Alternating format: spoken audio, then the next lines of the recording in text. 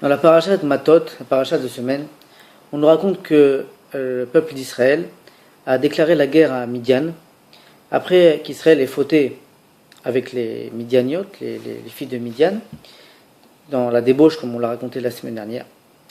Et donc, dans la troisième montée de la paracha, à la fin de cette guerre, quand les soldats sont revenus au camp, il y a un verset qui a l'air anodin, mais qui mérite qu'on s'y attarde.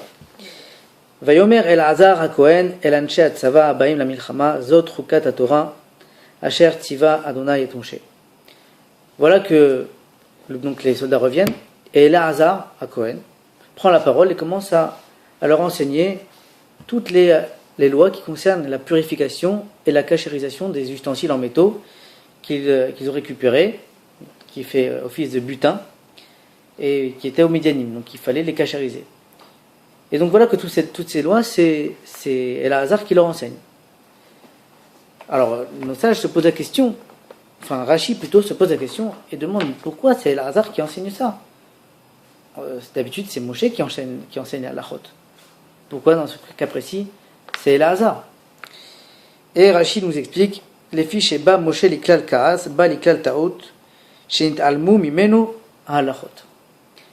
Comme il s'est mis en colère, alors il a oublié la halachot et donc il n'a pas pu leur enseigner. Qu'est-ce que ça veut dire? Eh bien, ça veut dire que le phénomène de la colère entraîne systématiquement, de façon naturelle, et je vais y revenir, une disparition de sagesse ou d'intelligence.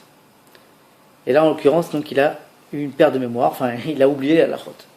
Et comme le dit la Gemara dans la Masechet Psachim, que la dame chez Koès, im chachamu chochmato mistaleket. Toute personne qui s'énerve, s'il est intelligent, son intelligence s'en va, ou sa sagesse.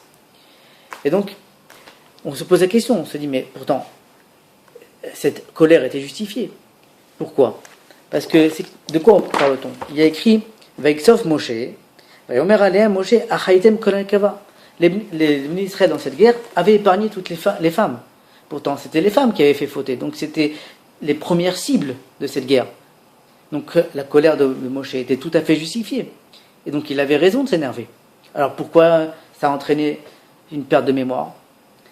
Ben non, comme je vous l'ai dit précédemment, la colère entraîne une disparition d'intelligence. Comment dire, chormato mistaleket.